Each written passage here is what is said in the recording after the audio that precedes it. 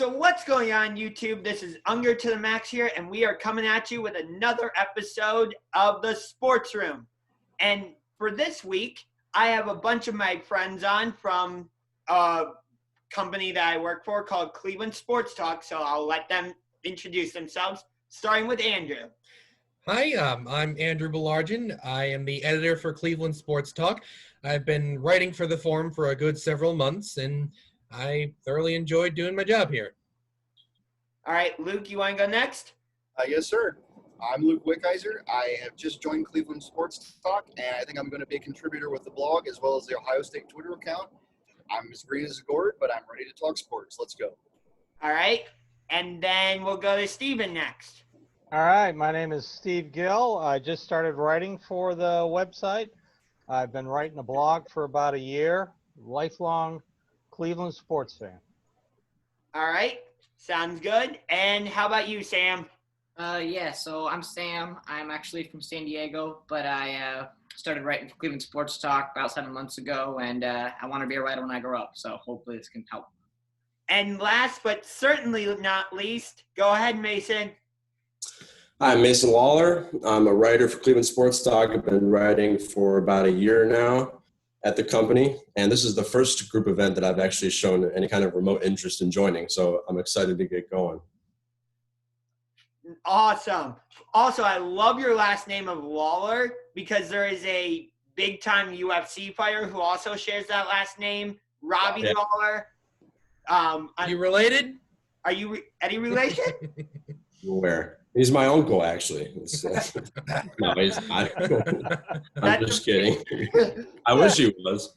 I mean, he had a fantastic main event welterweight title bout with Carlos Condit at UFC 195. I don't know if anybody was able to catch that or not. I did not. No. I don't know. But speaking of the UFC, that leads us into our first topic. So, as you know, the sports world has kind of been put on pause due to the current pandemic, COVID-19, coronavirus, whatever you want to call it. But slowly but surely, we're getting sports back. UFC kind of kicked it off by having 3 events in Jacksonville. And then NASCAR followed up by having a few 2 races at Darlington, and now 2 races at Charlotte. I'm pretty sure they will be at Bristol this coming Sunday, if I'm not mistaken. So, and the NHL has announced a plan for how they want to come back. So, my question for you guys is there a sport that you see as more important in terms of coming back, like between, say, UFC and NASCAR, for example? We'll start with Luke on that one. If I had to pick between either one, I actually would say that UFC would probably be more important simply because of the economical impact it's had over the last few years. I don't want to get into like boring number crunching things like that, but if you look at how big UFC is, it's the main combat sport. It's more important than boxing. And I would have to look at the pay-per-view figures, but I'm sure Dana White's got them in the hundreds of thousands, if not millions of pay-per-views. And when you're charging, $50 a fight, he makes buku bucks. And so, economically, at least, UFC is very important. NASCAR could be too, though, although I don't think it's as important economically as UFC. So. Okay. How about we go to Mason next? And what are your thoughts on this? I'd agree, bring the UFC back. I'm not a huge – I don't like NASCAR at all, so I'm very biased, but just my personal taste. I do have a lot of respect for UFC, and it has far surpassed boxing at this point. And so that's where I would lie, but I'm not crazy about either sport, to be honest. Okay, how about we go hear from Sam next? I'm not a huge fan of other sport. I like auto racing. I'm a big IndyCar fan. So I guess out of the 2, I'd say NASCAR, but I don't really care about UFC or NASCAR, to be honest. All right, and how about Andrew next? All right, I'd kind of like to kind of twist your question a little bit and talk about, and I'm a little amazed this is just coming up now.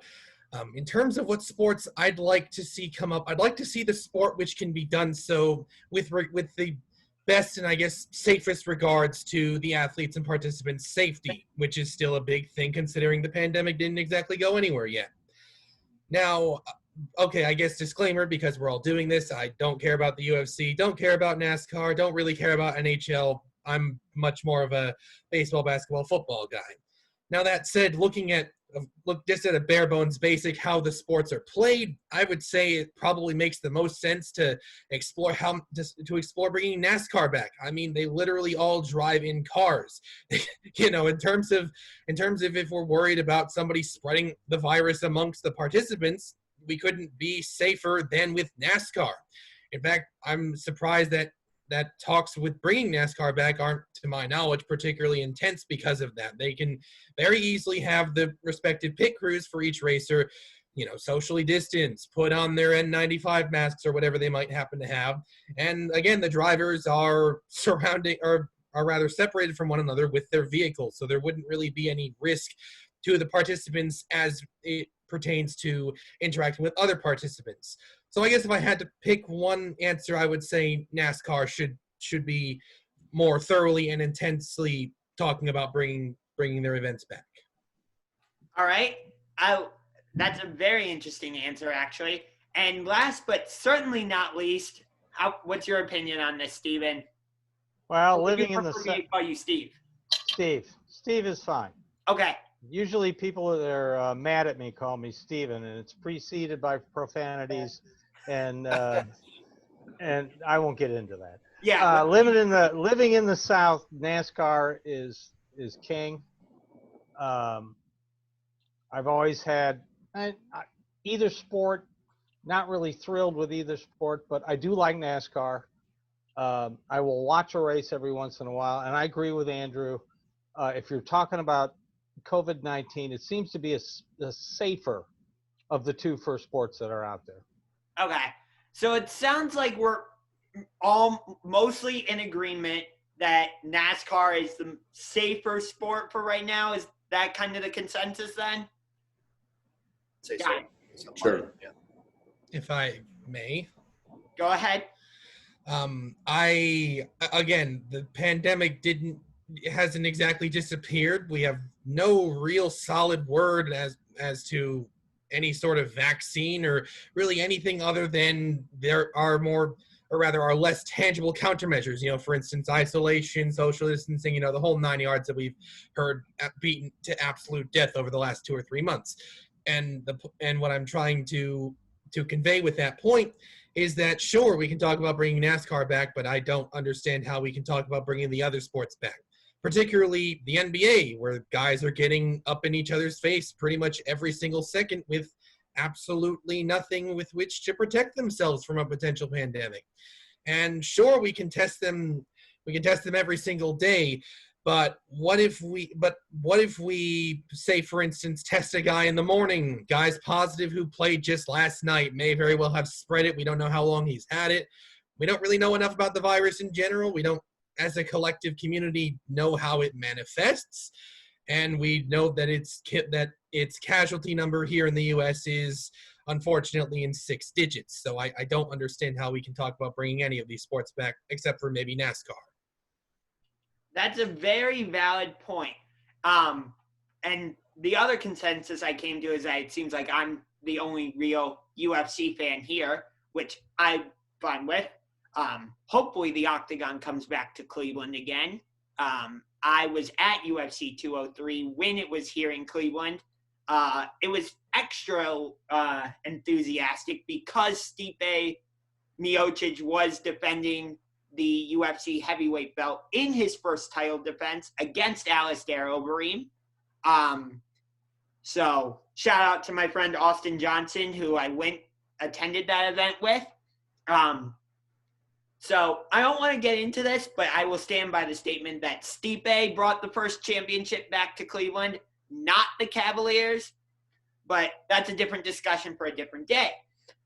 But speaking of the Cavaliers, we know that in 2016, they came back from a 3-1 series deficit to beat the Golden State Warriors. the team that set the all-time record with 73 wins.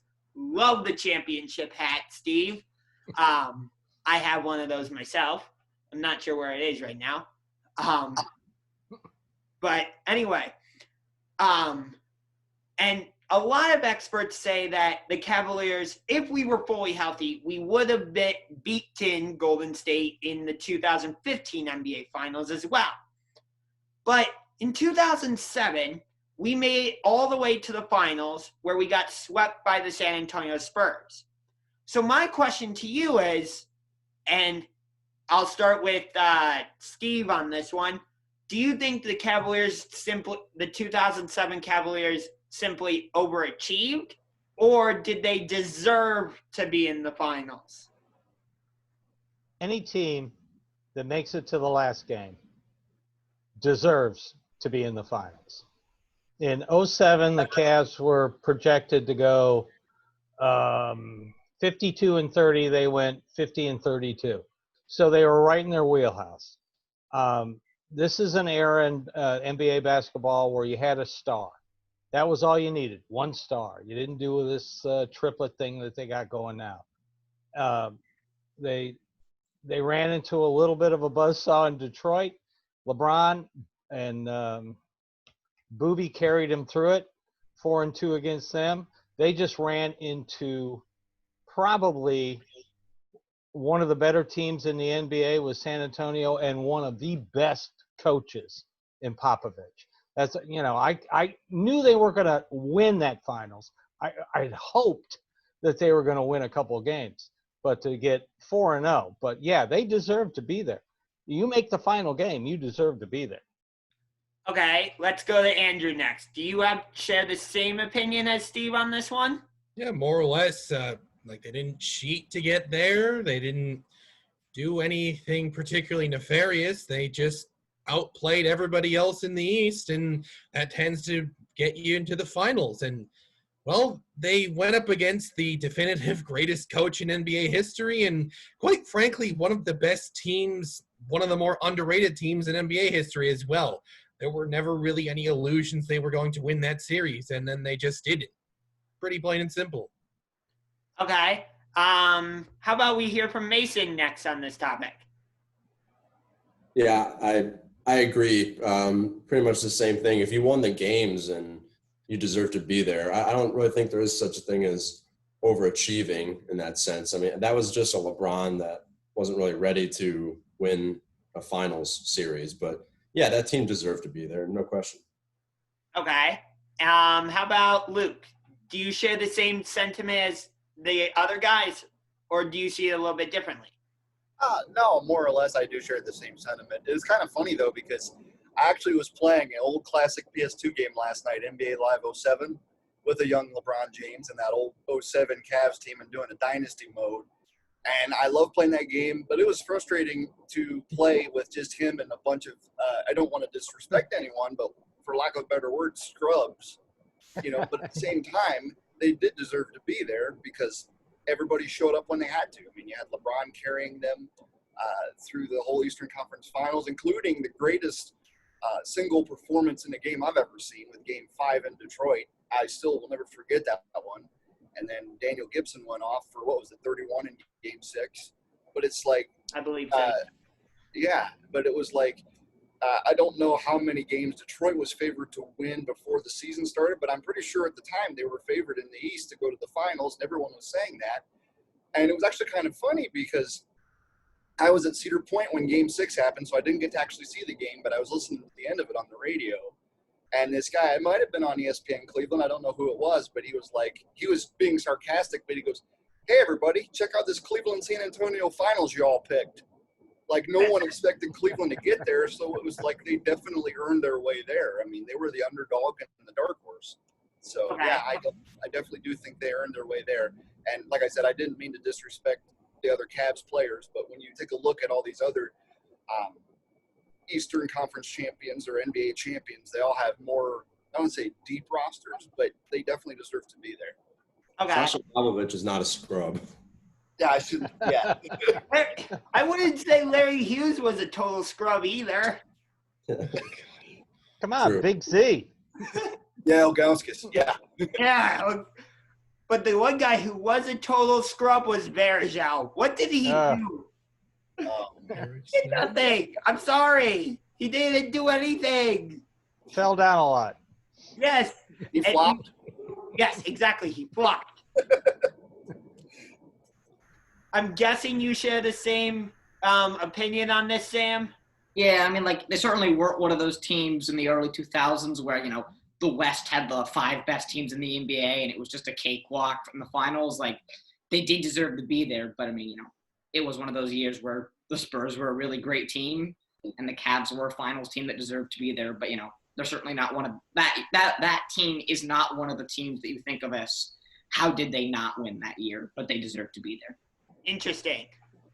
Because I had the same type of discussion with my cousin on the show the other day, and he thought it was more of that the Cavs were overachievers that season because they had to play a tough Washington Wizards team in the first round where they had Caron Butler, Antoine Jameson, there we go, Deshaun, you can't see me, Deshaun Stevenson, Gilbert Arenas.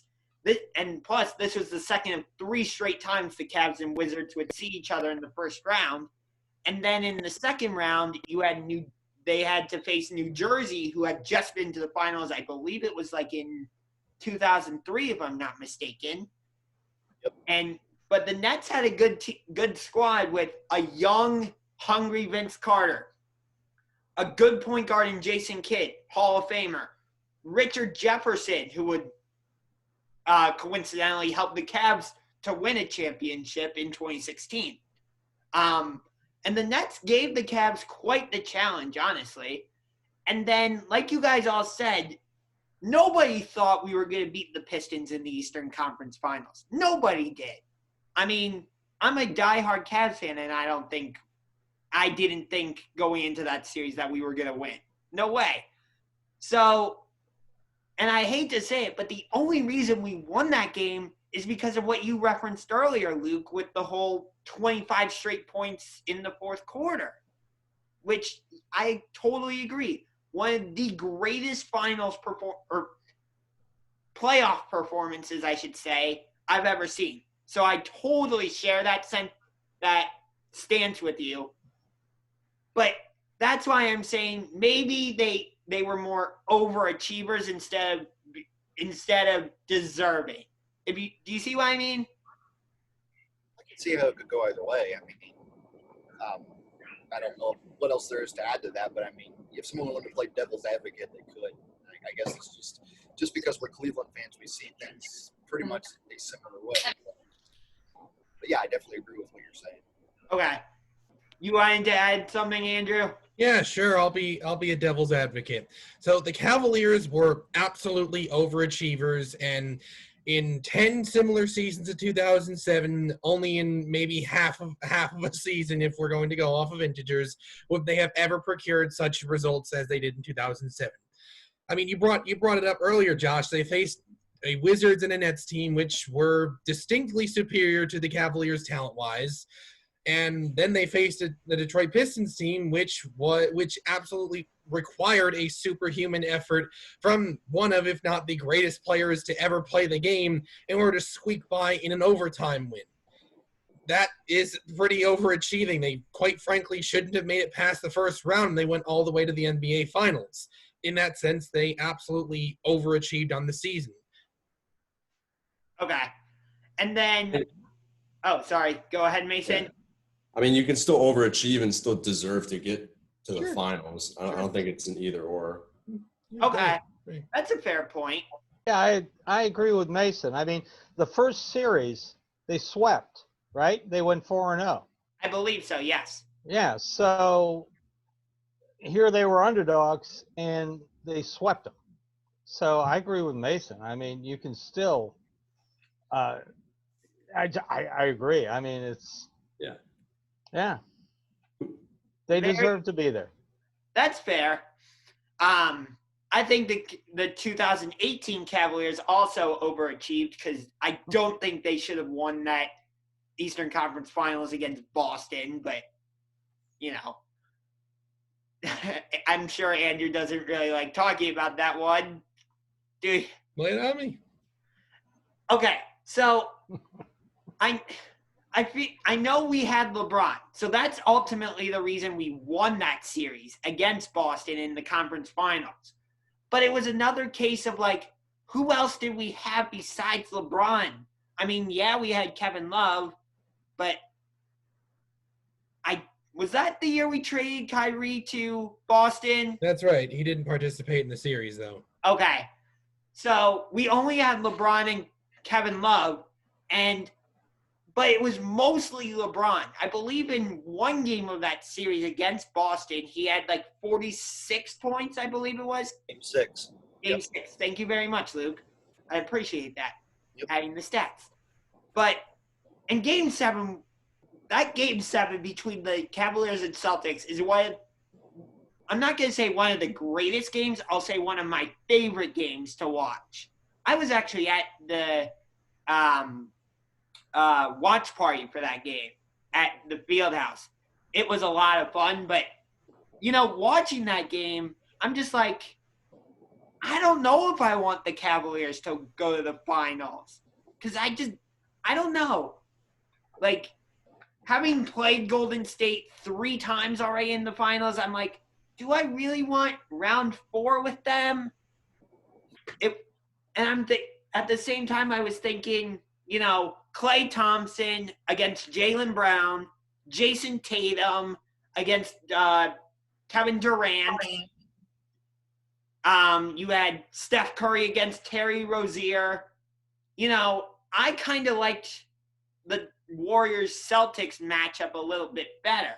Not saying the Celtics would have won the series ultimately, because I think when you add Kevin Durant, you pretty much stack the deck. But all I'm saying is I think if Boston had won that series, as I think they should have, it would have made the finals more exciting in 2018. That's all I'm saying there.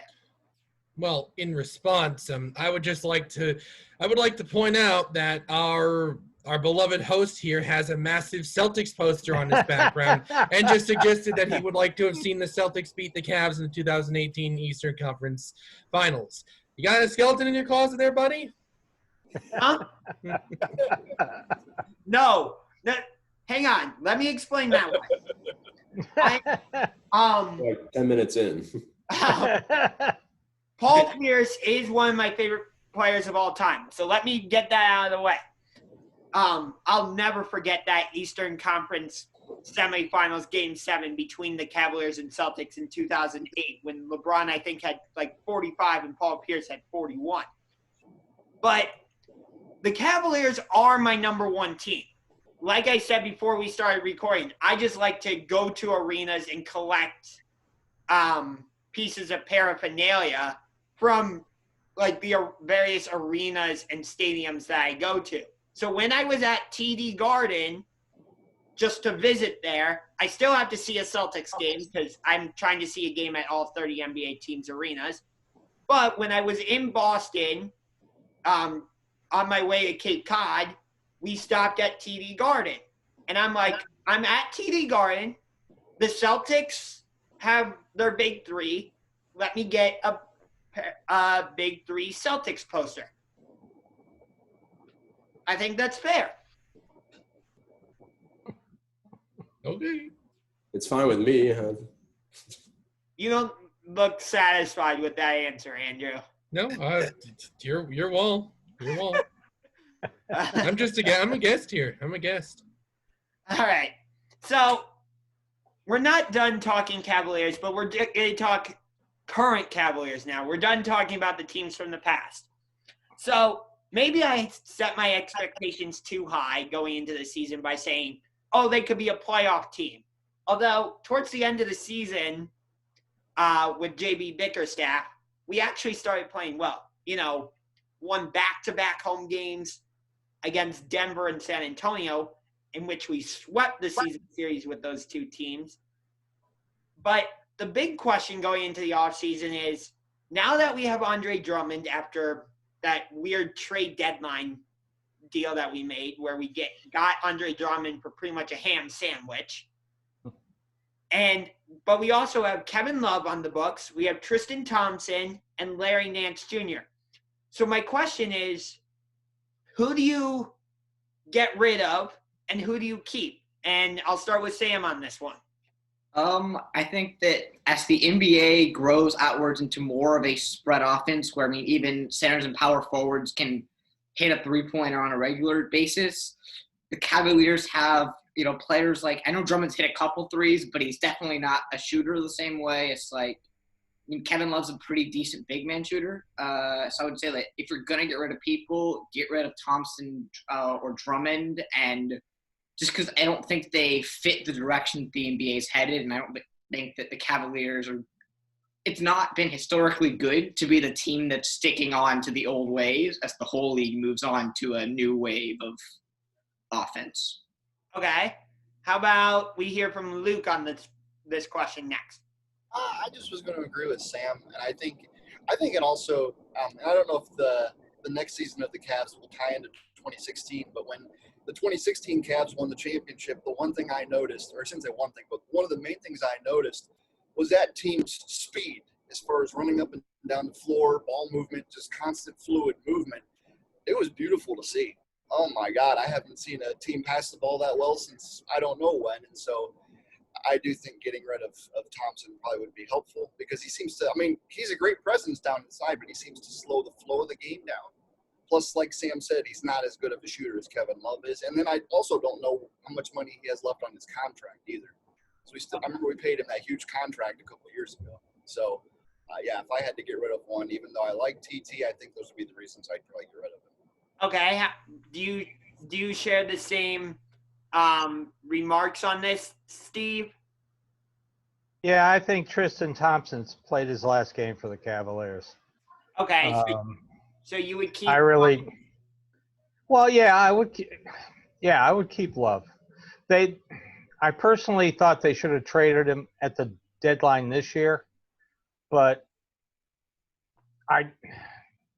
there's just something about Kevin Love I like, and nobody's thinking about a kid here locally, Windler, who went to Belmont here in Nashville, shoots a three. He's kind of like a European-style player. Can rebound. He's big. So, yeah, I think Thompson's played his last game for the Cavs. Okay, wait. What about Andre Drummond, though? Do you think he is part of the Cavs' future, or do you think he could go as well? I hope so. I love that trade. Like you said, ham sandwich. Not even a ham sandwich. It was 2 pieces of bread. Come on. That trade was beautiful. And he picks up his player option. I think he's going to. Everything indicates that he might. I love it. I really do. So you think the Cavaliers should go a little bit against the grain of where the NBA is going then by keeping Drummond. Is that correct? Yeah, I like Drummond. I really do. Okay. I think he's perfect. And, they're probably going to have the first, hopefully with the lottery, they're going to have the first pick. You never know. Right. But, you get a nice athletic guy coming out of college, good big, not a center. And I just think, they can play that up-tempo game. Okay. So you kind of want the Cavaliers to do what Indiana is doing in a way, because they have, I would say, a conventional center in Miles Turner. Right. And then I guess you can call Sabonis a stretch 4. Yeah. Okay. Yeah. So you're saying kind of take the Indiana Pacers approach. Am I hearing that correctly? You are hearing that correctly. Okay. Luke, how about Sam first? What's it called? I already talked that I thought they should, get rid of Thompson, right? Because he can't shoot the 3-ball, or are you asking something different? Oh, my bad. It's Mason's turn, isn't it? Oh, yeah. Sorry. I get mixed up sometimes. Sorry. All right. So as far as I'm concerned, Love can be sent packing. I was really never a fan of him. I would watch him in the finals complain about the refs while the other team's running up and down the floor in the fast break. And for the past 2 years, I just think that we've tried to hold on to him because he's a piece of the 2016 championship team. And they tried to do this weird thing of rebuilding, but also trying to keep some of these pieces. And at this point, I think we should just go full on rebuild. Go with Sexton and Garland. I would keep Nance. I like him.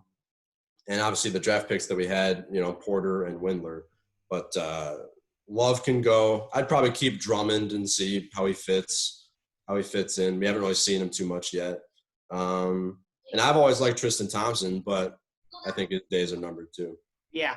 I really like Tristan Thompson.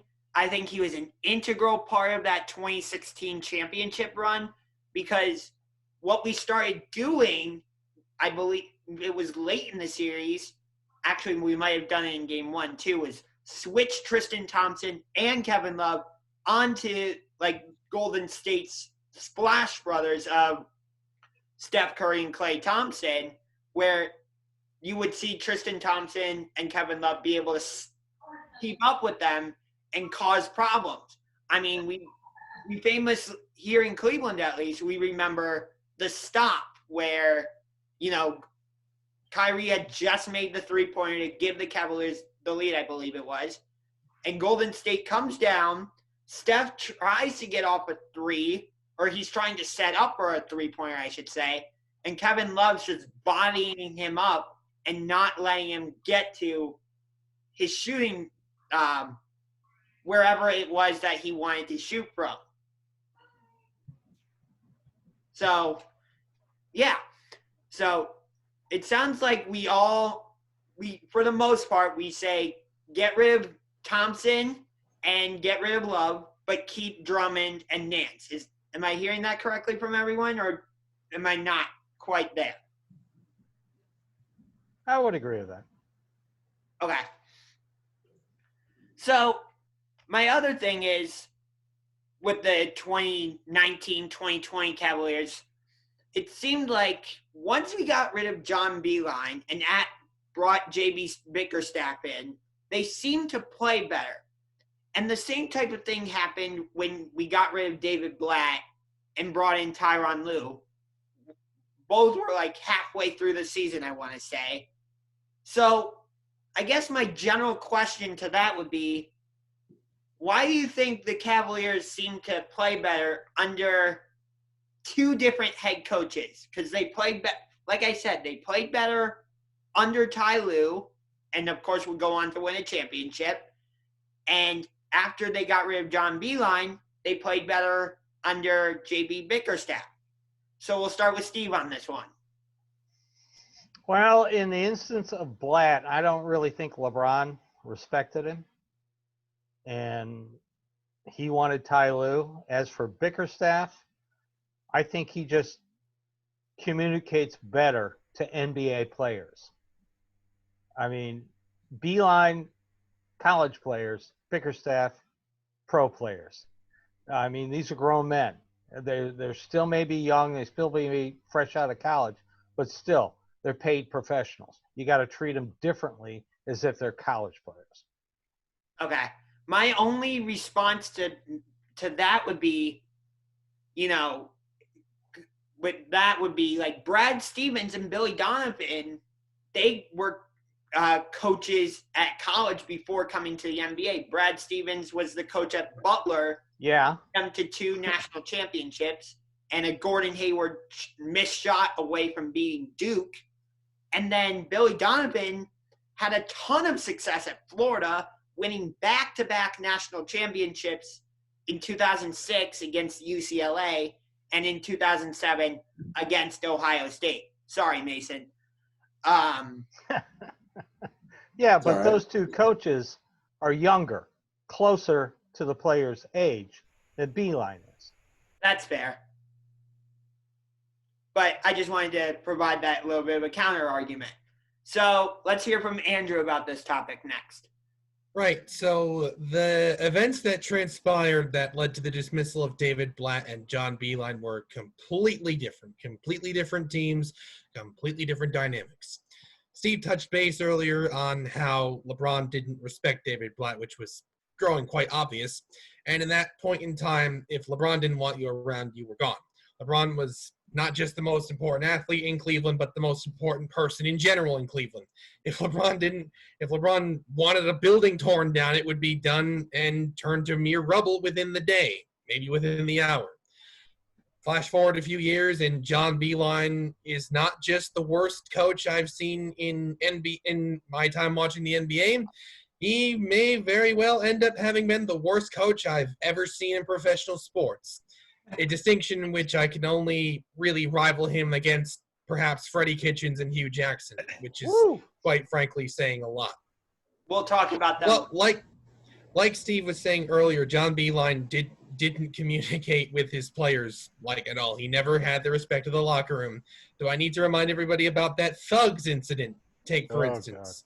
God. That was its own little can of worms, and regardless as to what he actually did say or whatever, you know that the fact that even came up, that was just a sore lack of communication and more or less just an understanding of where he was. It's like in college, he could pretty much he had the roster at his disposal. Those are players who are not getting paid. Those are players who are relying more on the team, to expose them so that they can elevate their draft stock and then get that big contract when they get to the NBA. So they're relying a lot more on him than professional players, some of which have already earned a few paychecks, who don't rely on the team anywhere near as much as a college athlete. Now, as for why the Cavs played better when Ty Lue and Bickerstaff came in to coach those two respective teams, well, money or no money, fame, what have you, these players are still human beings, In both cases, at least a significant portion of their rosters at the time had to have had something set in where, oh, wow, LeBron just got that guy fired because of how things are going with our team. Oh, John Beilein just left our team not even halfway through the season because of how terribly things were going. Okay, this is in both cases, this is a Cavaliers team that is more or less willing to part with, within reason, pretty much anybody. The trade deadline's coming up. I might find myself getting shipped off to San Antonio and then bought out and then a free agent if I don't step up my game. Whatever it may be, there's some form of stimulant that comes with having your head coach, who's supposed to be the leader of your team, get removed from the locker room. And we've seen quite a lot that can more or less be a good thing. Okay. And Mason, do you have any thoughts on this? I think Beilein was the bigger failure. I mean, Blatt did, coach through some player injuries and get to the finals and was pretty competitive in that series. And Beilein wasn't a fit. They thought he was. I mean, Dan Gilbert was all in with that hire, but he just wasn't a good fit. I also partially have to blame the players for that fiasco. The reports of not wanting to practice long or practice hard. And see, this is what I'm talking about with the veterans mixing with these rookies who are 18, 19, 20 years old. You had veterans who had already won a championship who didn't really care as much anymore and who were sort of infecting the rookies with that attitude. And so you just had this situation that just didn't flow at all with a coach who had never coached in the NBA. And so the Beilein thing was just a complete disaster. But Bickerstaff I agree with Steven, he seems to just have a better relationship with guys who have been in the league and because it's a completely different thing. You're getting paid to play in the league, and it's a completely different scene in college. Okay. And I don't think we've heard from you yet, Luke, about this. I just was going to pretty much agree with what you guys had already said. I think everyone's pretty much uncovered everything they wanted to say, but I was kind of scratching my head when Beilein was hired. I know he was a great coach at Michigan, but the guy was he was 65, 66, and I know they probably, if they would have kept Beilein on for, what was his first contract or his full contract was supposed to be, 3 years? I could have seen them keeping him on for the full 3 years and then maybe grooming or promoting somebody else from within, maybe a Bickerstaff, maybe somebody else. But I just think the Cavs banked on him being a success when it kind of reminded me of like the NFL a little bit, because who are the coaches we've seen come from the NFL or come from college and go to the NFL and be a success? The only one I can remember is Pete Carroll. And so I know those are two different sports, but it's kind of the same thing. Is you've got two different dynamics when you go from a college atmosphere of any kind of sport to a pro atmosphere where the guys are being paid millions of dollars. And so I also don't know how long J.B. Bickerstaff has been in the NBA, but I'm sure he's been there quite a while. I have to go back in and look and see all the teams he's coached for. But even though he's younger than Beeline, like Mason said, he's had plenty of time to adjust to the different animal that being an NBA coach is. And so I'm glad Beeline's up there. I think what's he doing now? He's a scout for us, I think. I think he's still with the Cavs, but he's in the front office. But yeah, I just think it's better because you have a guy that understands the NBA, the whole pro animal, so to speak. And he's also a younger guy that can relate to the players. So yeah, I think that's pretty much what everybody else has said. I've just kind of summed it up.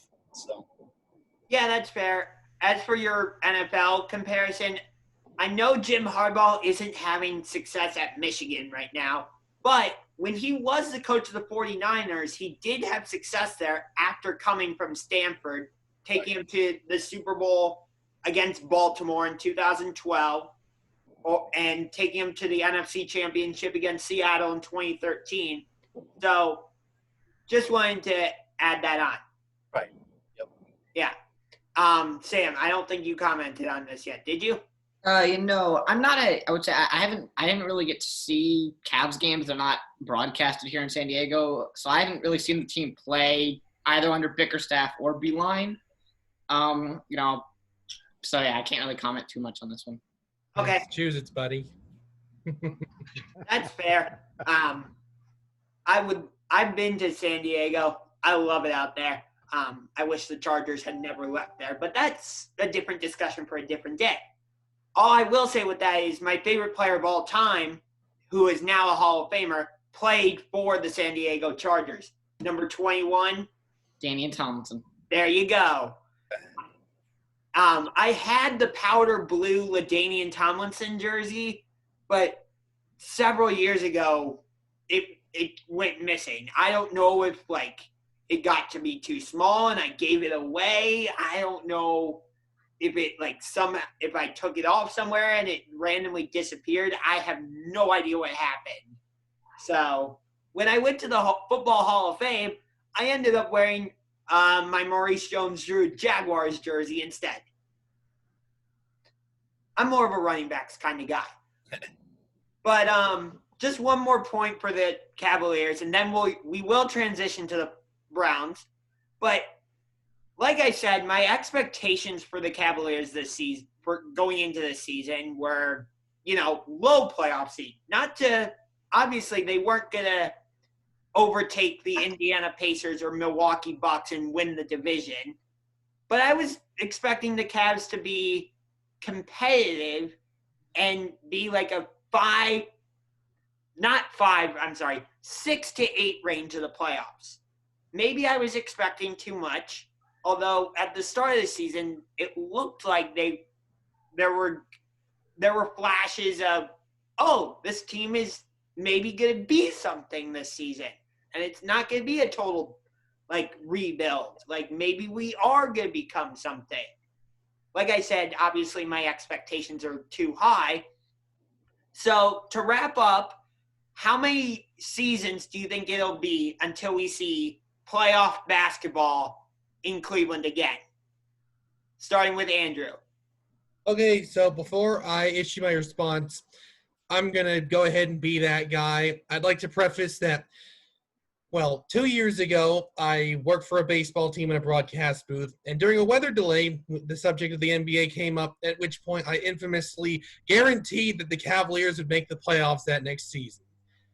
And with Cleveland Sports Talk here, I once again was caught putting way too much faith in the team when I once again guaranteed that the Cavaliers would make the postseason this year. So clearly with the Cavs, I am for some reason, with the Browns and Indians, everything is doom and gloom. But with the Cavs, I'm all in on winning 60 games with a roster full of mannequins. So that being said, I'll bite the bullet for third time's the charm. The Cavs are making the postseason next year. Okay. How about you, Luke? How many seasons do you see? I don't want to be a Debbie Downer, and I know I've seen so many people on Facebook that are total Johnny Raincloud, where they'll say, "Oh, we will make the playoffs for a decade." Now that's just being ridiculous. Now, if I had to be honest, I would say my gut feeling for the Cavs would be, I'd say 2 to 3 more years. I think they'll have some decent seasons. I mean, yeah, it might be under 500, but improving seasons. I think if you can get like Steve said earlier, if you can get a lottery pick somewhere within the top 2 or 3 in a good draft class, preferably number 1 if we could get another one, that would really accelerate the process. But if I had to be honest, I think it's going to take at least a couple more years, a couple more good drafts. And also, I don't know if we've offloaded a bunch of our big contracts too, because we're going to have to sign some good free agents if we're going to build a playoff team. So I'm going to say we're going to see a Cavaliers playoff team in 2023. Okay. Yep. Hopefully, if we get the number 1 pick, we don't screw it up like we did when we drafted Anthony Bennett. Right. Because I don't even think he's in the league anymore. No, he is not. He's not even playing overseas or anything. He might be, actually. He's just flat out done. He's selling cars. He's bagging groceries somewhere, right? Probably. Not eating Greek food someplace? All right, Steve, how many years until we see playoff basketball at Rocket Mortgage Fieldhouse again? Well, going into this season, I was a little bit more of a realist. I thought they'd be lucky to win 30, 32 games. Everything flows right. I'll give them 2 years. I think in 2 years, I agree with Luke. I don't know what the contract situation is, but yeah, I give them 2 years. I think they can make playoffs in 2 years. Okay. Do you feel the same way, Sam? Yeah, 2 to 3 years. I think that's a reasonable timeline. Get some good draft picks and hopefully improve. Okay. And Mason, do you see it the same way, or do you see it longer? Yeah, well, I think 2 to 3 years is probably accurate.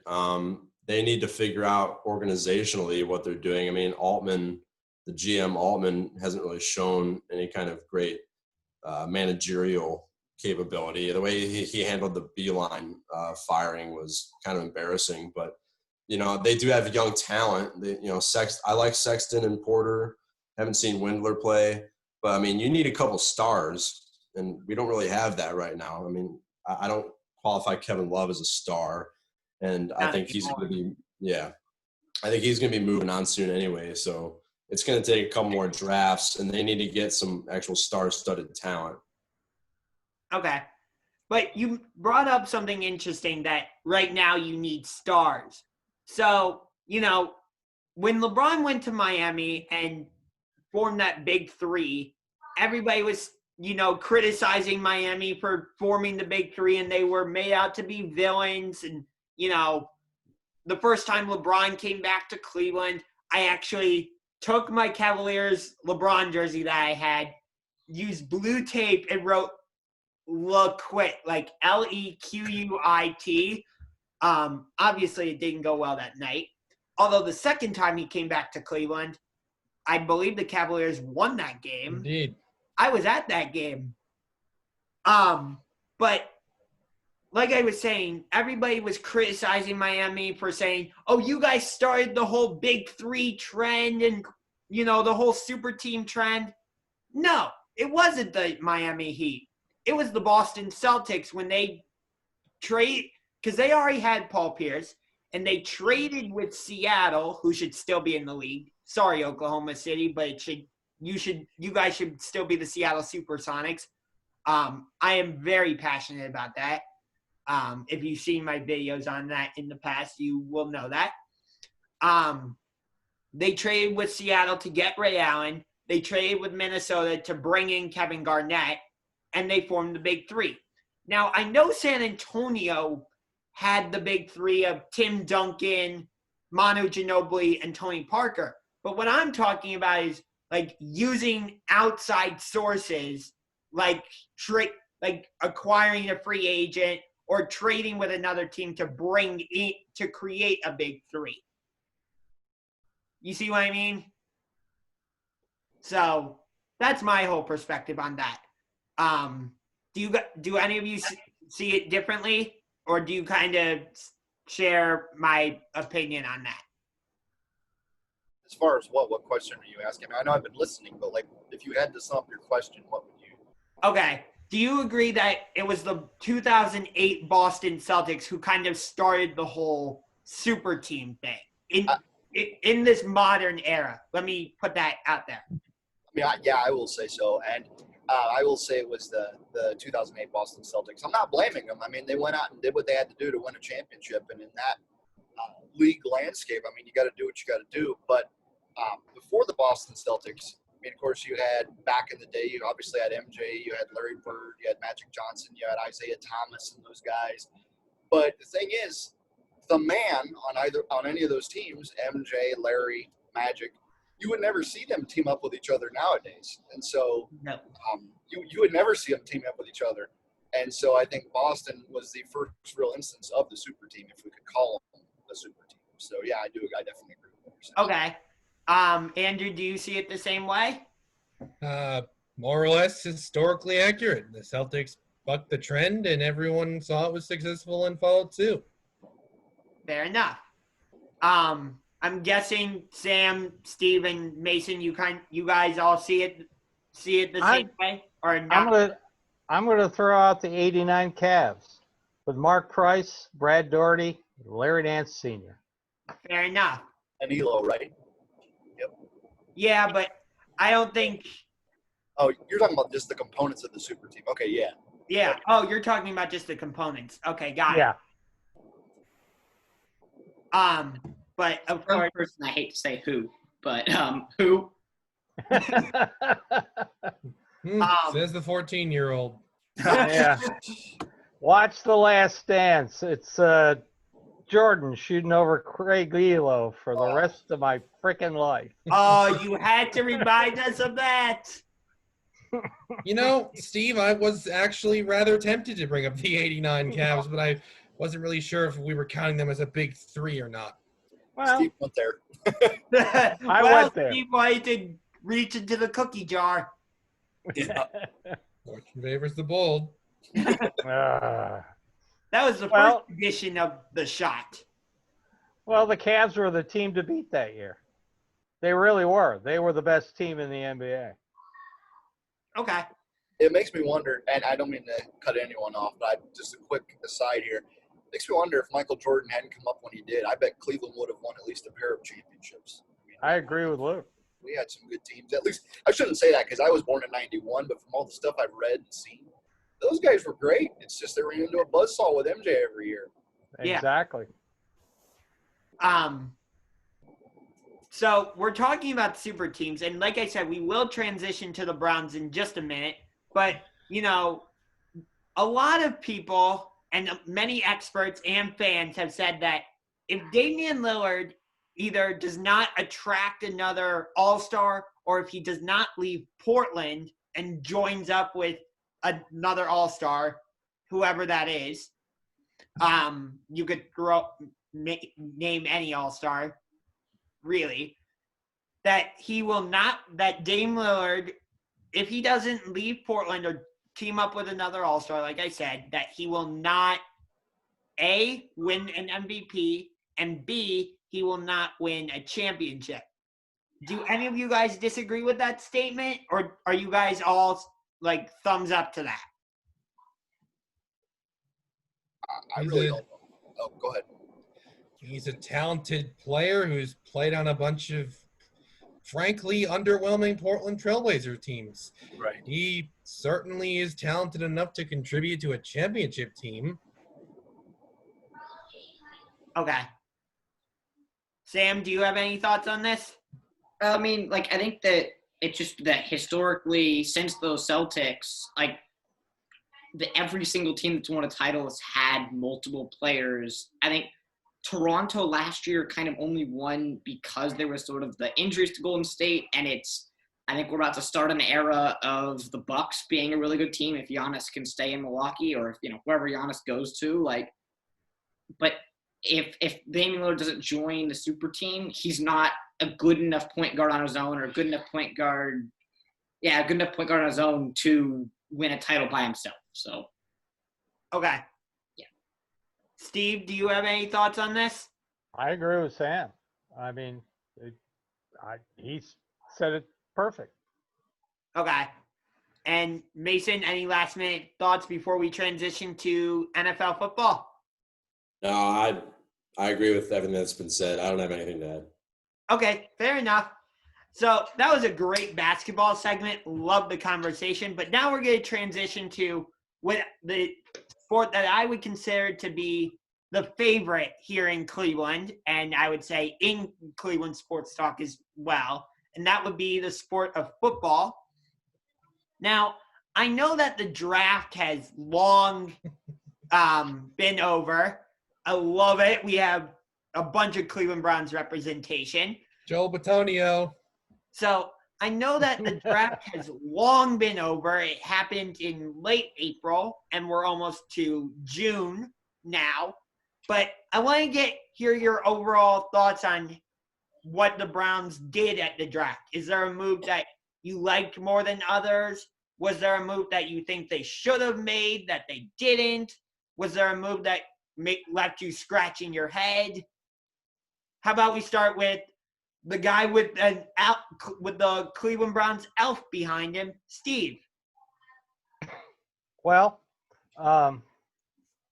first of all, totally shocked they got Delpit in the second round after trading down 3 spots. Totally shocked.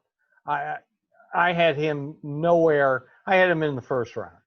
Jordan Elliott of Missouri. I love this kid. Defensive lineman. Brandon Phillips. He's a 2-down back. He's a hard hitter. I love Donovan Peoples-Jones. I really do. Steal in the 6th round. Total steal. If he had a quarterback at Michigan, he would have gone a lot higher. But Jordan Elliott, the kid from Missouri, I love him. And also the tight end, Harrison Bryant. Boom. I tell you, this offense is for tight ends. Okay. How about you, Luke? Were there moves that you liked more than others? Were there moves that you wish the Browns had made? Were there moves that left you scratching your head? What were your overall thoughts on the draft for the Browns? I just, I think it was a good first draft for Andrew Berry. I know as soon as we hired him back, he was very, very smart. The guy knows what he's doing, but he's also very, very young. And so before we hired him as our GM, and then we hired him, I'm like, oh no, we got the youngest coach and youngest GM in the league. We'll see how that works. But as far as the moves he made, I definitely liked the moves that he made. I mean, the Mekhi Becton move was probably the only one that raised my eyebrows a little bit. Although not saying I didn't like Jedrick Wills. I like Jedrick Wills, especially when you consider he's versatile and they're going to have him play the left tackle position. And I also like the little story, I guess, supposedly Joe Thomas talked to Andrew Berry and says, he goes, if you don't draft Jedrick Wills, you're going to have to talk to me. So I did not hear that. Apparently Joe reached out and talked to Andrew Berry and kind of nudged him a little bit closer to that pick with Wills. But as far as all the moves, I really liked it. I mean, it was simple. You filled your needs with the best talent available. And I don't know if it's blasphemy to say this on Cleveland Sports Talk, but there's one GM that I know used that formula. It's Ozzie Newsome, and the guy won 2 Super Bowls. So, I mean, he picked the most talented guy available for the spots that he needed, plugged him in, and there you go. So, we'll see how it goes with Stefanski, but he's definitely got the keys to the Ferrari. Now you got to drive it down the road. So, not into a tree like Kitchens. I don't think it was blasphemous to say that, but because I do see what you're saying. Andrew will save you for last because you'll probably have a lot of thoughts about it. So let's go to Mason next. Okay, I'm up. All right, so I think he did a solid job. I like all the offensive draft picks. Wills was my favorite tackle. And then despite the Ohio State flag, I do love the Peoples-Jones pick. He looks like a number one wide receiver if he can put it all together. He's got the physical tools. And then Harrison Bryant as well. He just seems like a really smart, mature player. And so I think when Njoku leaves after next season, it's going to be him and Hooper. I think that's a good combination at tight end. So I think he did a solid job. Okay. And Sam? Yeah, I mean, I think that Barry made good moves. I think the only one that, left me a little confused was they took, the center in the 5th round. I feel like Treader does a really good job at that position.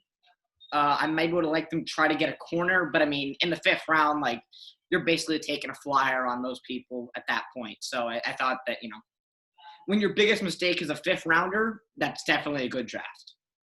Fair enough. And now the moment, at least I've been waiting for, because I feel like he's going to have a lot to say. What were your overall thoughts on the Browns draft class, Andrew Belgeron?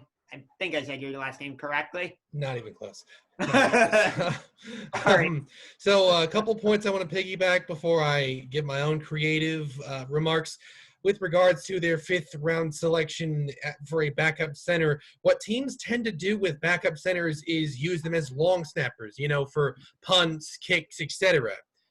J.C. Treader is getting up there in age, and he actually handled the vast majority of the team's, of course, every down snaps, as well as their long snapping.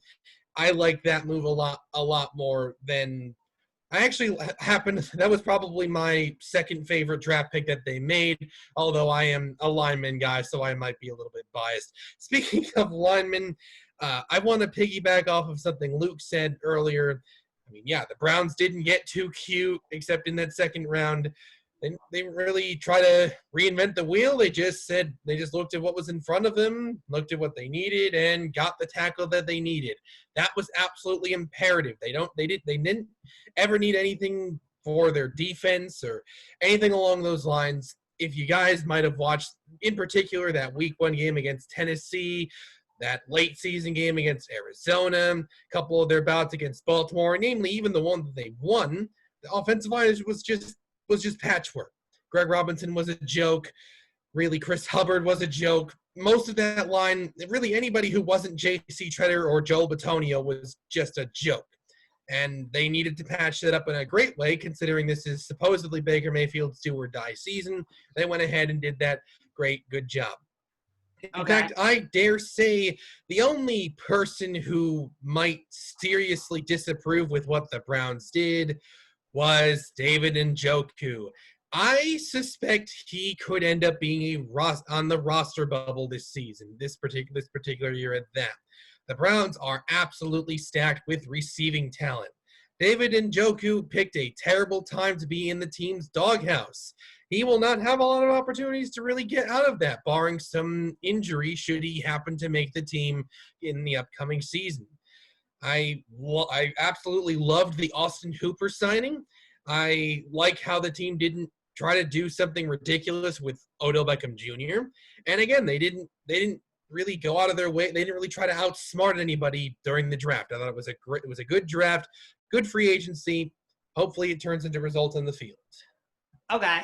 So we're going to stay with the draft, but go away from the Browns for a second, because there were 2 very surprising quarterback selections. You had Green Bay trade up to the number 26 pick to take Jordan Love, which I think was partially to block Indianapolis, because I've heard reports that the Colts were trying to trade up to take Jordan Love. I can't confirm that, though. And then in the 2nd round, you had Philadelphia take Jalen Hurts. Now, I've heard Jalen Hurts will be used as a not as 2nd round, I should say, as a gadget player. But you don't take a gadget player in the 2nd round. So I guess my question, starting with you, Luke, is which was the more surprising pick, Jordan Love or Jalen Hurts? And do you think either pick will work out for their respective teams, the Packers and the Eagles? Well, first of all, I got a question of my own to ask. What round was Jordan Love taken in? Oh, he was a first rounder. Okay.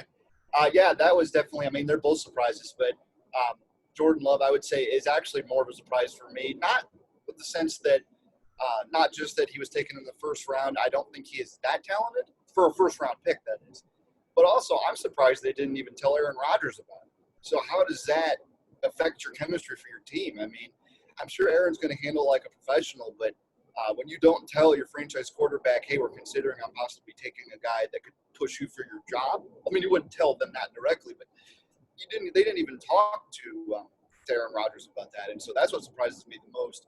And as far as your comment on who's going to perform better for their specific team, whether it's Hurts or Love, you won't know that until probably 2022, 2023, unless somebody massively flames out. That's kind of how these draft things are.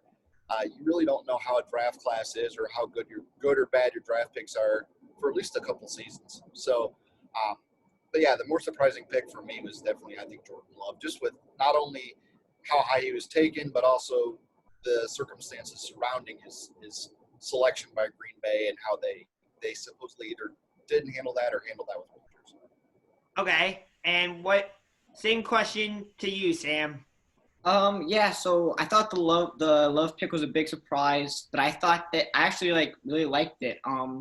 Obviously I did the same thing to pick Aaron Rodgers while Brett Favre was their QB, whatever 15 years ago, and it worked out pretty well for them. I watched Love play against San Diego State this season. He's got all the intangibles, and I think that spending a couple years learning behind Aaron Rodgers is going to be good for him, and I think he can be a starting QB in the NFL because he's got all the measurables. So I liked it.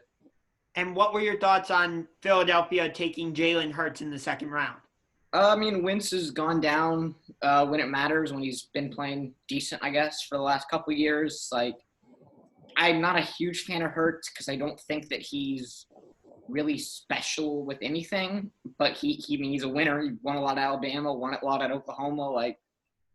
I'm not a huge fan of it, but I certainly don't hate the pick. Fair enough. And what about you, Mason? Green Bay puzzled me. I think Aaron Rodgers needs some playmakers on offense. I think he needs some speed. But, I mean, he has gotten injured in the past, so I guess I understand their reasoning. He wants a quarterback with some upside to back him up. Philadelphia actually didn't seem too insane to me because I'm not really a big Carson Wentz fan at all. I didn't mind the Browns at all passing him up in 2016 in that draft because he's been really injury prone and he hasn't really proven that he can win consistently in the NFL. So I'm not a huge fan of Hurts, but who else could they have taken at that spot in the draft as a quarterback? Okay. And how about you, Andrew? And then we'll finish up with Steve. Well, real quick, I want to touch base, and I'm surprised nobody else has kind of said this. I don't really understand how the Green Bay Packers trading, and this is important to the subject, and I'll get to that in a moment. I don't understand how the Packers trading up to take Love was fueled by a desire to block the Colts themselves from taking Jordan Love. They are in different conferences, play each other once every 4 seasons, and neither team has been to the Super Bowl in years. There really just isn't like a connection there. The Packers traded up to acquire Jordan Love and add him to their room. It is something that they have been doing for about the last 20-plus years. They don't wait on their franchise quarterback to finally hang it up before they prepare for life after him. They sit a guy behind him for a few years and then get him ready to go for life after insert quarterback. Case in point, Aaron Rodgers sat behind Brett Favre for 3 full seasons before he finally took the reins. Aaron Rodgers is also kind of getting up there in age. He has had some bouts with injury. It is not out of the realm of possibility that Aaron Rodgers could be hobbled, not as effective, or maybe even outright elsewhere in 3 years. It is a formula that the Packers have concocted that has worked for the vast majority of the 21st century. That being said, I do back up Mason's sentiments. I kind of didn't get why the Packers never shot for speed or anything along those lines, not just in the draft, but in free agency. It's it's kind of the same uninspiring group of guys after Devontae Adams. I don't really, it's just more or less the same dynamic from last season that was successful in the regular season, then got them absolutely smashed by the 49ers in the NFC Championship game. Twice last season. Yes, indeed. And finally, Steve, what are your thoughts on the Packers taking Jordan Love and the Eagles taking Jalen Hurts? Well, on the Packers, I understand. I agree kind of what Andrew's saying. That's the way they do things in the past. I was mystified they didn't give Aaron Rodgers a wide receiver in the deepest wide receiver draft ever, as opposed to the Eagles. Wentz, I've never been a Wentz fan, and he's always hurt. I mean, look, Nick Foles. This guy's getting paid how much money because of Wentz? And it makes sense to take Hurd. So I'm mystified by the Packers taking Love. Okay. And we just have a couple more topics to get to. And this next one, we talked about this in a different Zoom call earlier with Andrew and Sam were part of it. We all know how disastrous the 2019 Cleveland Browns were. They had all these expectations of, they're going to win the AFC North. They're going to compete with the New England Patriots and the Kansas City Chiefs and possibly be a participant in the AFC Championship game and all this and that. Like, they got Odell Beckham Jr. and they have, 4 primetime games. And, of course, they ended up falling flat on their face going 6-10. The most frustrating game for me was the Seahawks game. But so we're not talking about which game was most frustrating for you, but I just wanted to put it out there that it was the Seahawks game for me that was most frustrating, although I would put the Rams game in there as well. But I'm going to give you 3 options, and I want you to simply say who you think was most to blame and explain your reasoning. So your options are head coach Freddie Kitchens, the quarterback Baker Mayfield, or wide receiver Odell Beckham Jr. So of those 3, and you can say one, both, maybe all 3 if you would like. Doesn't matter to me. Who was most to blame for the Browns' struggles? Just of those 3. So let's start with Mason on this one. Well, I would go with all three definitely. Kitchens, we're all going to agree. I would suspect most people here, not to spoil anything, but most people are probably going to say Freddie was most to blame because he just had no leadership, just didn't belong as a head coach, maybe an offensive coordinator or quarterback coach, but just couldn't corral an entire team. So that's obvious, but Baker, as I call him, Buster, just really disappointed. I remember watching him in the early games, and he just looked completely different. He looked so much slower. His release was slower. I mean, the accuracy wasn't there anymore. And so he clearly just, I think, took his foot off the gas last offseason. He had all these weapons and was really comfortable and just wasn't prepared. I think that's probably going to change this offseason because he was a little embarrassed last season, but he definitely deserves a lot of blame for all those turnovers, especially in the red zone. I mean, he was always accurate and efficient in the red zone, and that completely disappeared. And Beckham, never been a huge fan of Beckham Jr. Just very talented, obviously, but I think he's a huge distraction. And I'd still keep him, obviously. I want to see what he can do with a real coach and Mayfield, who's back on track. But I got tired of watching his antics week in, week out. So I think he deserves some blame too. Okay. And what about you, Luke? I was just going to kind of say what Mason said, or at least piggyback off of what he said.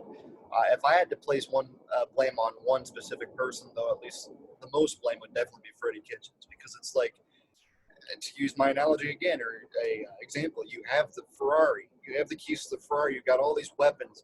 You were supposed to be this guy that, or you were supposedly the guy that helped the offense take off at the last half of 2018, but apparently former Browns offensive line coach Bob Wiley was right when he said Ken Zampese, the quarterback's coach, was the main reason the offense took off. So, but yeah, Freddie he lacked the leadership. He lost the locker room. He didn't keep guys in line. And then to kind of give a shout out to my old man here, who's been a Browns fan since the Cardiac Kids days when he was a teenager. He as soon as we signed OBJ, he was excited, but he also was nervous. He goes, "I'll tell you what, if this doesn't work out, it's going to be like those '80s, I think it was the '80s Redskins teams before they won a Super Bowl, that they had all the talent in the world, but I think they went like 5-11 or 6-10 when they were supposed to go for a Super Bowl. They just couldn't play with each other. And so, if I had to pick one person to blame, it's Freddie Kitchens. But I think also Baker is to blame too, because, and I love Baker's intensity. I love his fire. I love his passion. I think he fits our city and fits our team. But when you haven't done anything, don't talk. I mean, if you would have led the Browns to the playoffs, you could talk. You can talk smack if we would have been 10-6 or 11-5. But he's a polarizing figure, and when you put the big bullseye on your back, when you talk, people are going to gun for you. And so, as much as I love Baker, he's also to blame there too. And as far as the least to blame out of those three, I'd say it would be OBJ. I just wish he would focus more and stop, like Mason said, stop doing the antics. It makes sense if you were 6-2 and winning the division at the time that you would do the whole first down thing and whatever. But when you're 2-6 or whatever we were, just don't. I mean, they're all to blame, but if I had to pick one to blame out of the three the most, I'd say it would be Freddie.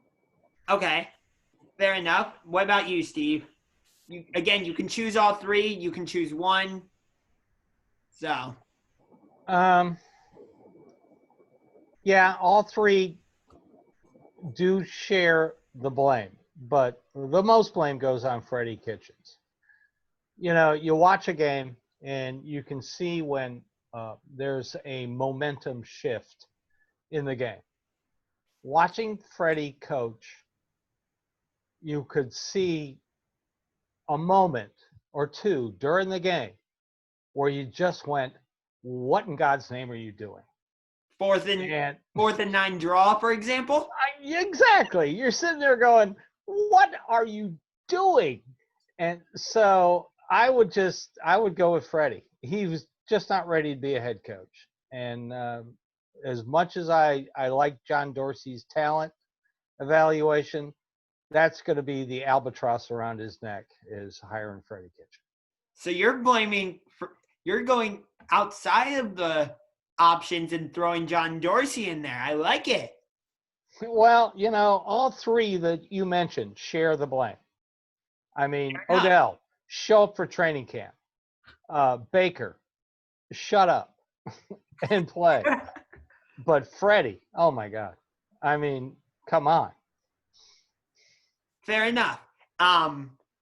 We'll hear from Sam and Andrew in 1 second, but just want to say that Baker has come out this offseason, and I believe he said this recently, and he said that he's going to be not as talkative, and he's going to let his play do the talking. So we'll see how that translates. Yeah, great interview this week. I listened to it. He said everything right, and he and his wife are staying with his parents in Texas. He's not out in California. He's saying the right things. You know, national media got all excited about Tom Brady bringing all the players in down at a private school in Tampa, but the week before, Baker got everybody together in Texas, and nobody said anything. Yeah. So, Sam, what about you? I agree with everybody, and Andrew, I'm pretty sure too, that Kitchens is to blame. But I'll play devil's advocate. I'll get Baker Mayfield fans angry. You know, I mean, you gave him every single thing a QB could want. You had 2-star receivers. You got a great tight end. You got a great running back, and just didn't make the plays he needed to make at all. But I think Kitchens is more to blame, but Baker definitely deserves some. Okay, and finally, Andrew? Okay, I find it absolutely vexing that our team can go from a man who won 3 games in 40 tries.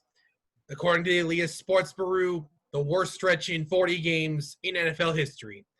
I am absolutely blown away that a guy like that could be succeeded by a coach who was somehow remarkably worse in every relevant way. I don't understand how that is possible, but such is life. Freddie Kitchens is the worst coach I have ever seen in my life at the professional level, the collegiate level, at the high school level, and at the Pop Warner level, where they're teaching you how to perform a 3-point stance and how to function going on one to your offensive line. Freddie Kitchens would find a way to mess that up at Pop Warner. In fact, Freddie Kitchens would cause all those little 8 and 9-year-olds to incite a rebellion against him that would ultimately have parents freaking out at him. Okay? Oh my God! Okay. Amazing right now. Freddie Kitchens. Okay, yeah. Freddie Kitchens was responsible for, I like to say, 95% of the team's troubles last season. On a normal year, a loudmouth quarterback who barely threw more touchdowns than interceptions, and a wide receiver who got fined 3 times, was on the injury list every single week, and drastically underperformed. On a normal season, those players are anchoring the team. But of course, I for reasons I just stated, that was not the case. Freddie Kitchens is ultimately bears the vast majority of the blame for last season. We talked a bit about that 4th and 9 draw play, and somehow that's not the biggest screw up he had all season. I think that my 7-year-old cousin would probably know not to try that against one of the most rigid defensive lines in football. Somehow our head coach did not. How about the fact that Chris Hubbard was basically this team's MVP in that close 19-16 victory against the Buffalo Bills? Why is that? Was it because of his stellar work holding the line for Baker Mayfield? No, Chris Hubbard sucks. It was because one drive after blowing it with 8 plays on the Bills' 1-yard line and coming away with no points somehow, Freddie Kitchens gets the team up into down and goal range and decides to go for it on 4th down from the Bills' 5-yard line with the game tied after he just messed that up in 9 plays just the drive prior. Freddie Kitchens had a guy in Nick Chubb, nearly ran for 1,500 yards, talent-wise up there as one of the best running backs in football. So why in that loss to the Seattle Seahawks did Nick Chubb get 14 carries in the first half of that game, nearly hit 100 yards, then he touched the ball twice in the second half, while Baker Mayfield threw 3 interceptions? Why did that happen? Who's calling the plays? It was Freddie Kitchens. Freddie Kitchens is, in conclusion, the worst coach in sports history. And I've racked my brain on this dozens of times. I cannot find a coach. And I played high school football with some terrible coaches, and I think they could have led that Browns team to a 9-7 record. Freddie Kitchens was terrible. Okay.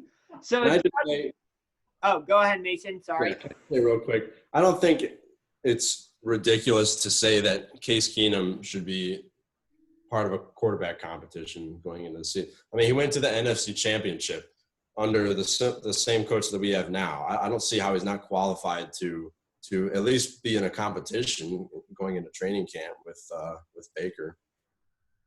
That's fair. Anybody want to comment on that? I don't think Kevin Stefanski is going to do that. Yeah. I really don't. I mean, he won't do that, but I know this, I actually heard this from Hugh Jackson. It was probably one of the actually few smart things I heard.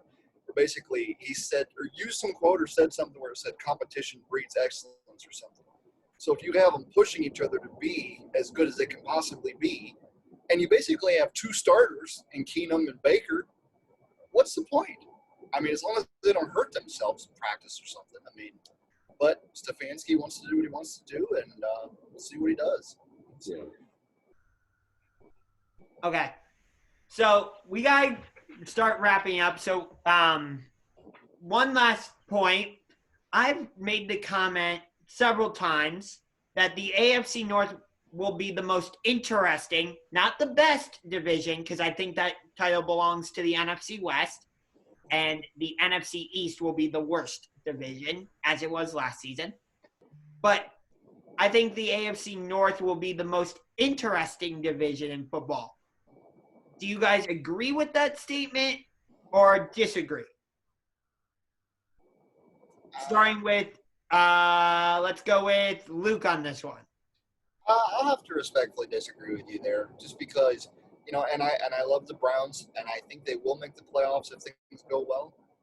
But I don't think it will be as interesting as you think. I mean, the inter-division games when they play each other are always interesting. It's the black and blue division of the league. But I don't think it'll be as interesting as some other divisions, because I still expect Baltimore to win the division with maybe 12 or 13 wins. If I'm being honest, I think the Browns go 9-7 or 10-6. Pittsburgh goes 8-8 or 7-9, and Cincinnati's in the cellar with 3 wins. So, I mean, I think this is going to go as expected unless there's some major injuries or meltdowns. But no, I do not think the AFC North will be the most interesting as far as how the whole season goes. Now, when they play each other, that's going to be fun to watch, especially the Monday night game in Cleveland against the Ravens. I'm ready for that one already. So, yeah. Okay, let's hear from Sam next. Yeah, I think that the NFC West is just going to be a great division. Obviously, the Niners won the Super Bowl last year. The Seahawks, I think they would have won a lot of other divisions. The Rams, I mean, Sean McVay's got something to prove. They were in the Super Bowl 2 years ago, and they could very well be last in that division because the Cardinals, Kyler Murray looks like he can be a good QB, and I think that division could have all 4 teams in the playoffs with the new 17 playoff thing. Like, if a division is going to do that, the NFC West will do that. By the way, the Browns went 0-4 against the NFC West last season. Just wanted to point that out. Before we Thanks. Sorry. Mason, what about you? Do you agree or disagree that the AFC North will be the most interesting? Not again, not the best division, but most interesting. Yeah, I'd agree with that. I mean, Burrow makes it a lot more interesting just being in Cincinnati as the number 1 pick, and Baker trying to have a comeback season, Lamar Jackson, MVP of the league, and then also Roethlisberger trying to scrounge up whatever's left of his career in Pittsburgh. So, yeah, I would say that's accurate. It's probably at least one of the more interesting in the league. Yeah, that's kind of where I got that statement from. And I'll get to Steven and Andrew in 1 second, but I just want to explain my reasoning for why I said that. Because to kind of piggyback off what you were saying, Mason, with Cincinnati, you have a second-year head coach in Zach Taylor paired with a rookie quarterback in Joe Burrow, also the number 1 overall pick. I'm curious what LSU's offense is going to look like now, but that's a different discussion for a different day. And then in Cleveland, you have a first-year head coach in Kevin Stefanski paired with the former overall pick in Baker Mayfield, who I think this is his prove-it season. Like, which quarterback are you? Are you the 2018 version that we saw, or are you the 2019 version where it sometimes looked like he couldn't throw a beach ball into the ocean if he was standing right next to it? And then in Pittsburgh, you have a veteran head coach in Mike Tomlin paired with Ben Roethlisberger, like you said, Mason, where he's coming off elbow surgery. So what's he going to look like? And they're not sure about their backup quarterbacks in Mason Rudolph and Duck Hodges. And then Baltimore, they're the defending AFC North champions. They had the number 1 overall pick. They had the MVP with Lamar Jackson. And their offense was very difficult to play against. Although Tennessee was able to pretty much roll over them in the divisional game, which nobody expected, unless somehow you're a wizard and can tell the future. So that's my premise for saying that's my premise as to why I think the AFC North is most interesting. But again, you are allowed to disagree. There is no problem with that. So what about you, Steve? Do you agree or disagree? AFC North, most interesting division going into the season. Most interesting when it comes to quarterback play, yes. Most interesting team-wise, I got to go with the NFC South. Okay. You've got Tom Brady down in Tampa. You got Drew Brees, maybe 1 year. You got Matty Ice still in Atlanta. 28-3. Yeah, I just think the NFC South is most interesting.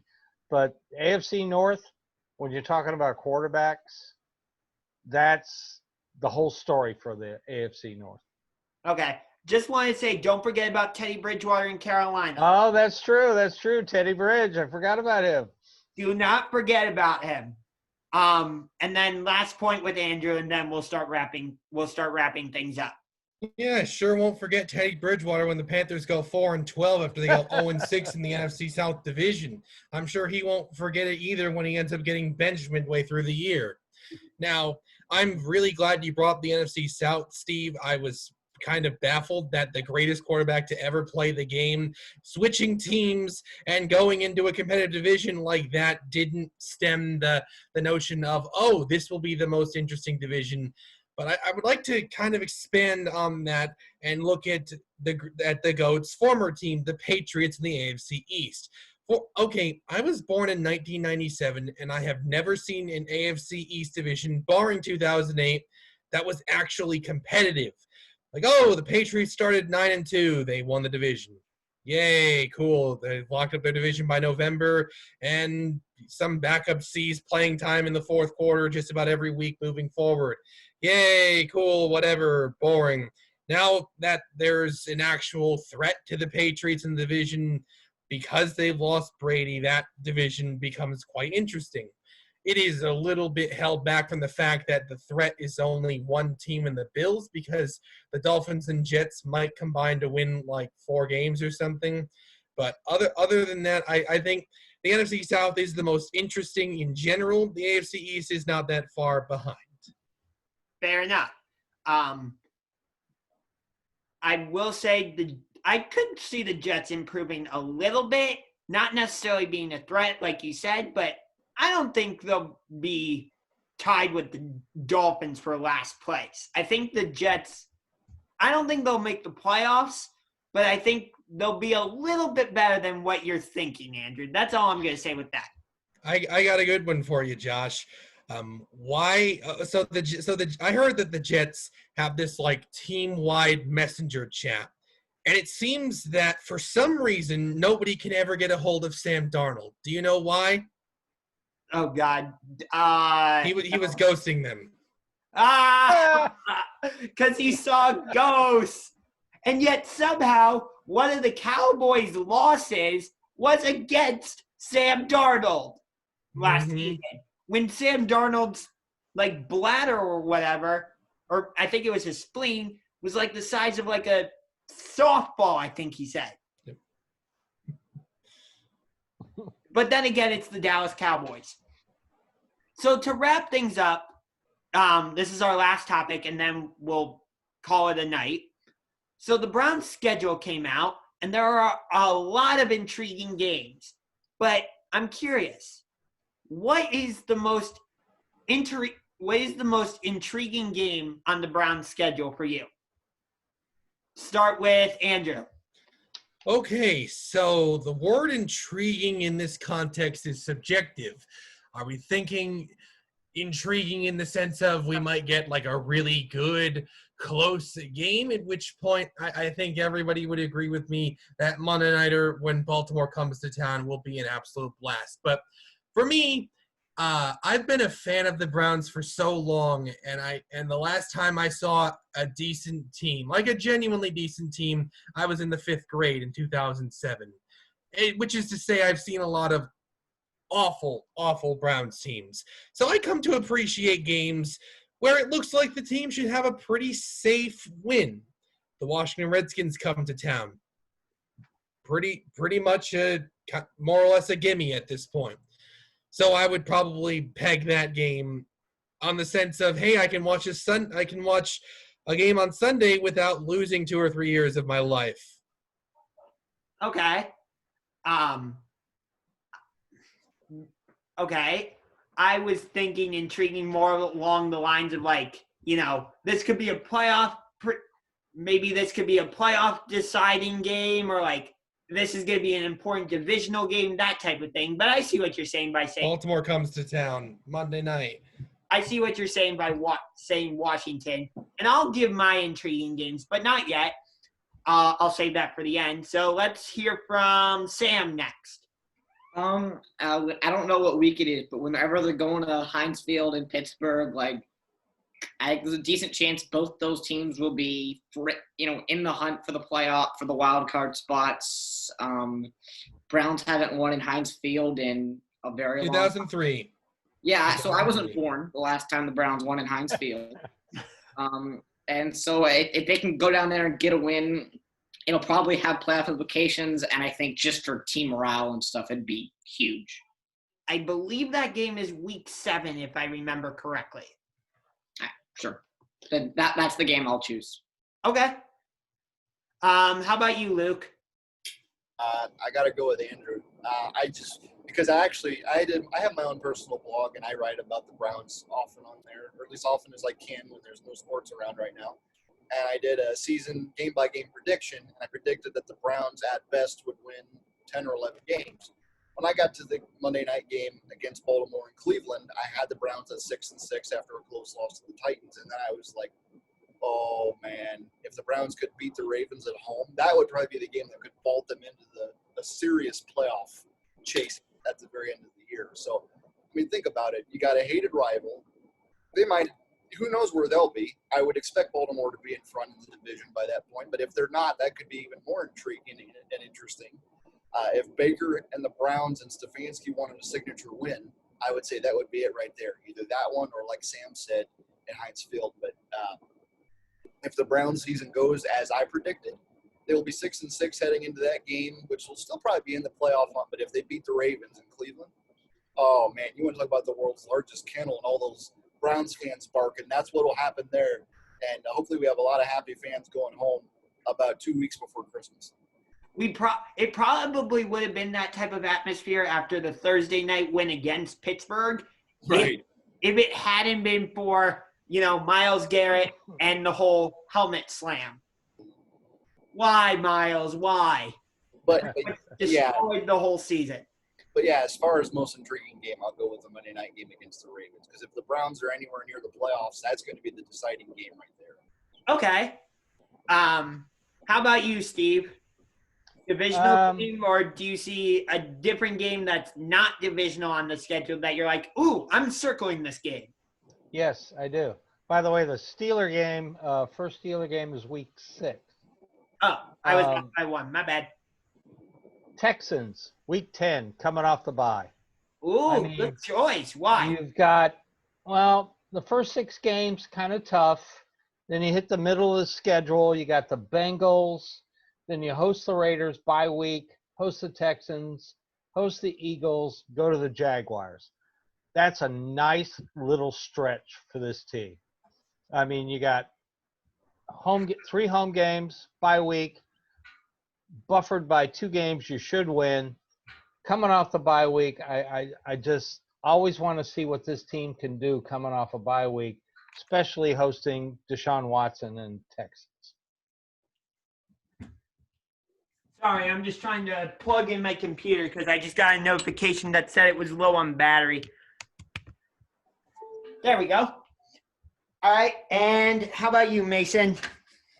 I would steal Sam's, and I would go with week 6 at Pittsburgh, not only because of the helmet fallout and how the Steelers and Browns sort of come at each other next year in that game, but also because the Browns, again, Andrew pointed it out, but they have to get over that hump of winning at Heinz Field. So that's been the game that's wrecked our season in past years. I think last season was another example of that. We should have won that game. You're facing a guy named Duck at quarterback. You still couldn't win. And then 2 years ago when they lost to Pittsburgh, that was when Hugh Jackson got fired the morning after. So that's really the game they got to win, and that's also getting into the middle of the season, and that will sort of propel them forward towards possible playoffs if they can pull out that one. All right. So I guess I'll finish it off. And Steve, I like the direction you went with by saying week 10 against the Houston Texans. I'm going to go with a different AFC South game, but not week 5 against Indianapolis. I'm actually going to go with the week 13 game at Tennessee, because Tennessee made it all the way to the AFC Championship game last season. Perhaps it was a fluke. Perhaps the Titans are becoming a powerhouse in the AFC. We'll have to wait and see what they do with Derrick Henry and Ryan Tannehill this season. But the Browns want to be where the Titans were last season. So can you go out and beat a team like the Titans, who love to run the ball with Derrick Henry on the road? It's going to be a hostile environment, I think, because it seems like it's difficult to go into Tennessee and win. Not necessarily. Okay. I live in Nashville. That's fair. I was actually coincidentally, I was actually supposed to come to Nashville for a Predators game during my spring break, but that ended up not happening. So, yeah. And I was also supposed to go to a Memphis Grizzlies game. But anyway, my overall point is, the Titans, like I said, made it to the AFC Championship. That's where the Browns want to be. So I think that'll be a good measuring stick type of game. And it's going to be a different style, because I think a lot of the teams that the Browns are going to be facing this season are going to want to pass the ball first. That's not Tennessee's style. I mean, yeah, they have good receivers like Corey Davis and A.J. Brown, but they primarily rely on Derrick Henry. So can you go on the road and beat a playoff caliber team that plays I can't think of a better word, so an unconventional style in the NFL? So that's my intriguing game. Great discussion overall, but I think we're just about it's just about time to wrap it up. I don't know about you, but I had a great time doing this. Hopefully this is something we'll do in the future. Did you guys enjoy this? Yeah, absolutely. Yeah. Sure thing. Great. So Good time. thanks for joining me. So until next time, this is UngarToTheMax signing off with a salute to you. Hope to see you next time on another episode of the Sports Room.